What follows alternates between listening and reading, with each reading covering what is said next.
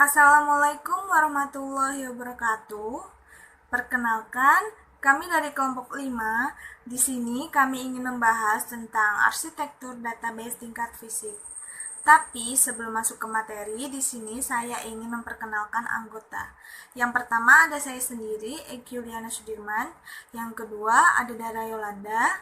Dan yang ketiga ada Afiska Arzani. Langsung saja masuk ke materi yang pertama, yaitu ada pengertian arsitektur basis data. Jadi apa sih yang dimaksud dengan arsitektur basis data? Jadi, arsitektur basis data itu merupakan suatu kumpulan data yang tersimpan secara sistematik, di mana user dapat melihat data dan bagaimana cara user melihat data tersebut.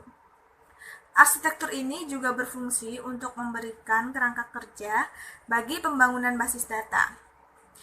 Arsitektur basis data lebih fokus ke bagaimana data itu disimpan dalam media penyimpanan, misalnya hard disk, masalah indexing, kecepatan akses, sequential, atau tersebar. Jadi intinya yang berhubungan dengan bagaimana data disimpan dalam media fisik. Yang kedua, arsitektur basis data tingkat fisik. Data fisik itu merupakan suatu konsep bagaimana deskripsi detail data disimpan pada sebuah komputer. Dalam data fisik menjelaskan definisi data yang meliputi nama atribut, tipe data, ukuran data, dan lain-lain. Data yang diimplementasikan berupa tabel yang terdiri dari barisan data dalam kolom file dan baris record. Model data fisik menggambarkan bagaimana data benar-benar berada dalam database.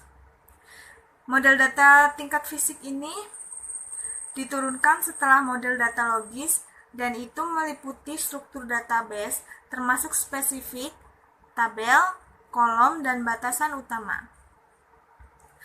Model data fisik juga berisi kunci utama dari setiap tabel. Struktur basis data fisik contohnya yaitu tabel mahasiswa, nomor mahasiswa seperti nomor 10, primary key, nama mahasiswa, alamat, kelas, mahasiswa foto, dan objek. Teks itu digunakan untuk file alfanumerik, misalnya nama, alamat, dan kode pos. Auto number digunakan untuk penomoran dan terisi secara otomatis. Number untuk menyimpan data numerik yang akan digunakan untuk proses perhitungan. Date atau time digunakan untuk data yang berisi tanggal dan waktu. Currency yaitu tipe jenis number, tetapi pada awal angka selalu disertakan simbol currency.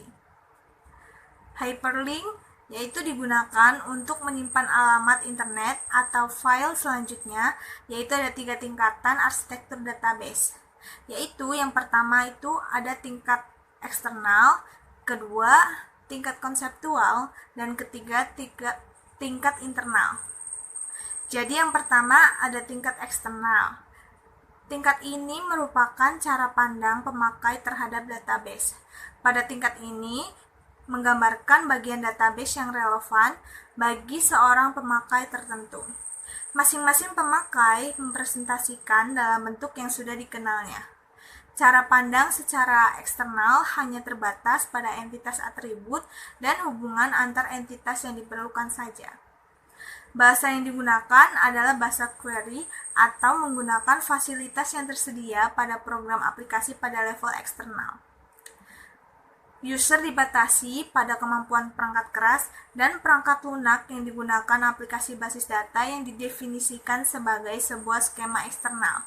Contohnya yaitu view dari mahasiswa dan view dari mata kuliah. Yang kedua, ada tingkat konseptual. Jadi, tingkat konseptual ini merupakan kumpulan cara pandang terhadap database. Pada tingkat ini menggambarkan data yang disimpan dalam database dan hubungan antara datanya. Tingkat konseptual ini merupakan tingkat yang menghubungkan tingkat internal dan eksternal. Tingkat konseptual mengandung struktur logikal dari keseluruhan basis data yang dapat dilihat oleh database administrator atau DBA. Hal-hal yang digambarkan dalam tingkat konseptual ini adalah: 1. Semua entitas beserta atribut dan hubungannya. 2. Batasan data informasi semantik tentang data. 3. Keamanan dan integritas informasi. Selanjutnya, saya akan menjelaskan mengenai tingkat internal. Tingkat internal merupakan perwujudan database dalam komputer. Pada tingkat ini, menggambarkan bagaimana database disimpan secara fisik di dalam peralatan storage yang berkaitan erat dengan tempat penyimpanan. Internal level adalah level terendah untuk merepresentasikan basis data. Record disimpan dalam media penyimpanan dalam format byte. Biasa didefinisikan sebagai sebuah skema internal. Hal-hal yang perlu diperhatikan dalam internal level adalah: yang pertama, alokasi ruang penyimpanan data dan indeks. 2. Penempatan record. 3. Deskripsi record untuk penyimpanan. Contoh dari internal level adalah organisasi file secara sekuensial. Selanjutnya ada metode akses. Metode akses merupakan beragam metode yang digunakan oleh perangkat komputer untuk mengakses data yang terdapat pada perangkat memori, baik berupa RAM ataupun ROM. RAM merupakan tempat penyimpanan sementara, sedangkan ROM berisi pola data permanen yang tidak dapat diubah. Terdapat 4 metode akses memori, yaitu metode akses secara berurutan, metode akses secara acak, metode direct access, dan yang terakhir metode associative access. Tapi kami hanya membahas metode akses secara berurutan dan metode akses secara acak. Yang pertama, ada metode akses secara berurutan atau sequential access. Metode akses secara berurutan adalah suatu cara pengaksesan record yang didahului pengaksesan record-record di depannya. Sequential access merupakan metode yang paling sederhana. Informasi yang disimpan dalam berkas diproses berdasarkan urutan. Operasi pada akses berurutan terdiri dari read next, write next, reset, dan rewrite. Operasi dasar pada suatu berkas adalah tulis dan baca.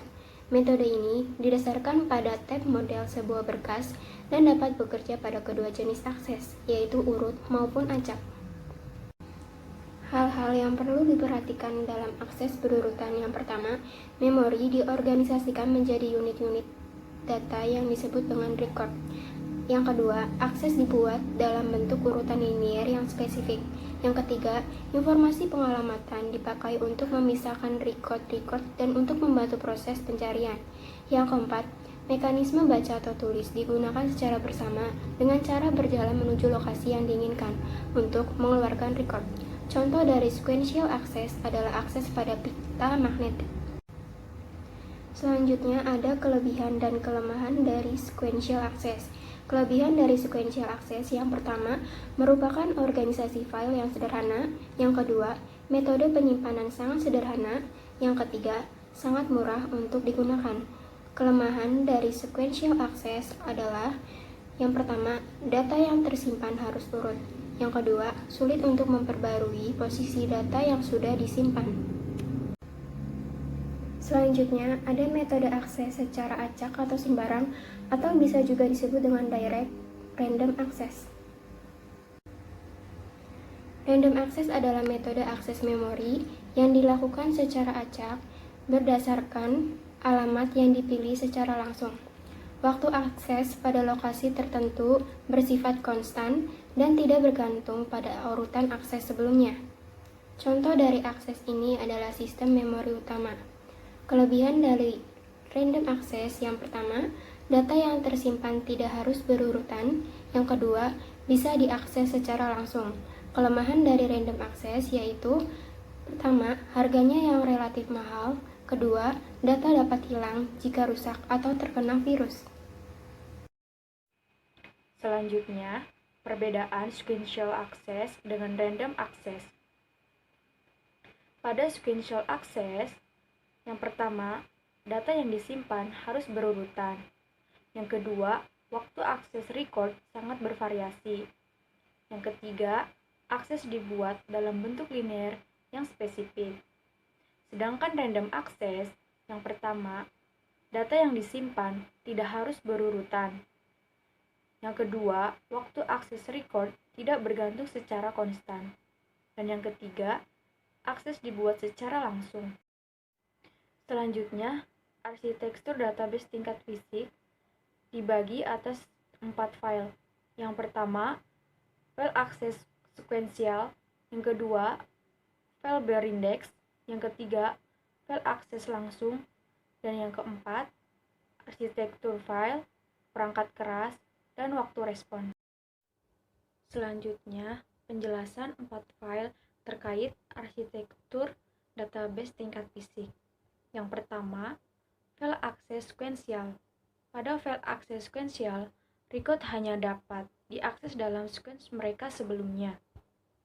File sekuensial bermanfaat dalam pemrosesan bentuk batch yang mengakses seluruh record dalam sebuah file. Biasanya, record diurutkan berdasarkan file tertentu. Prosedur yang biasanya dilakukan adalah mengurutkan transaksi dan file utama dalam kunci yang sama. Yang kedua, file berindex. Setiap atribut dapat diekstrak dari record dalam sebuah file primer dan digunakan untuk membangun sebuah file baru yang bertujuan menyediakan sebuah indeks untuk file aslinya. Bentuk file seperti ini disebut file berindeks. Yang ketiga, file akses langsung. Pada file akses langsung, memungkinkan record secara individu dimunculkan dengan segera tanpa menggunakan indeks. Transformasi acak digunakan luas sebagai metode penyimpanan dan penempatan record dalam sebuah file akses langsung. Dan yang terakhir, arsitektur file, perangkat keras, dan waktu respon. Pada arsitektur file dan perangkat keras, yang diterapkan dapat mempengaruhi waktu respon. Waktu respon dapat menjadi sebuah permasalahan besar pada database besar yang mungkin diakses oleh ratusan atau ribuan pengguna pada saat yang sama. Oleh karena itu, sistem database harus didesain dengan baik bagi penggunanya dan perangkat harus cukup cepat untuk mengerjakan semua pekerjaan yang diminta. Selanjutnya, object-based logical model terbagi atas beberapa model. Yang pertama ada entity relationship model, yang kedua object-oriented model, yang ketiga semantic data model, dan yang keempat functional data model. Dua dari logical model tadi yang dibahas hanya dua. Yang pertama, entity relationship model ER. Model didasarkan atau persepsi terhadap dunia nyata yang terdiri dari sekumpulan objek disebut entity dan hubungan antar objek tersebut disebut relationship. Entity adalah objek di dunia yang bersifat unik. Setiap entity mempunyai atribut yang membedakannya dengan entity lainnya. Dan yang kedua, object-oriented model. Model berorientasi objek berbasiskan kumpulan objek, di mana setiap objek berisi nilai yang disimpan dalam variabel instan, di mana variabel tersebut melekat dengan objek itu sendiri. Contohnya, metode operasi yang berlaku pada objek yang bersangkutan. Selanjutnya, perbedaan arsitektur basis data logis dengan arsitektur basis data fisik. Pada model data fisik menggambarkan struktur basis data fisik. Model basis data fisik bergantung pada sistem manajemen basis data yang digunakan. Model data fisik meliputi tabel, kolom, data, tipe, dan prosedur yang tersimpan. Sedangkan model data logis tidak menggambarkan struktur fisik basis data. Model basis data logis tidak bergantung pada sistem manajemen basis data yang digunakan. Model data logis meliputi entitas, atribut, hubungan, dan kunci. Jadi, kesimpulan dari presentasi ini, arsitektur basis data merupakan kumpulan data yang tersimpan secara sistematik di mana user dapat melihat data dan bagaimana cara user melihat data tersebut. Arsitektur ini juga berfungsi memberikan kerangka kerja bagi pembangunan basis data. Pada arsitektur basis data terbagi atas 3 level. Yang pertama, internal atau physical level.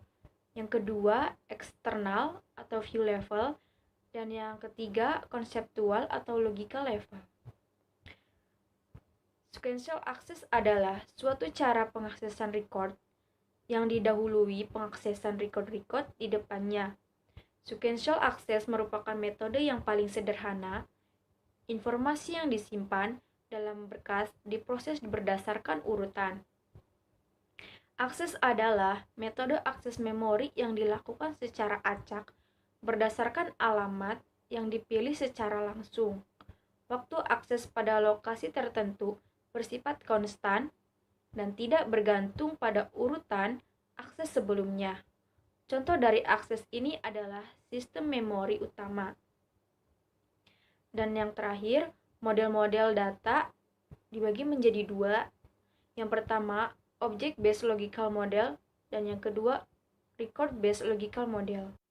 Demikian presentasi dari kami. Semoga hasil yang didapatkan dari presentasi ini bisa bermanfaat untuk kita semua.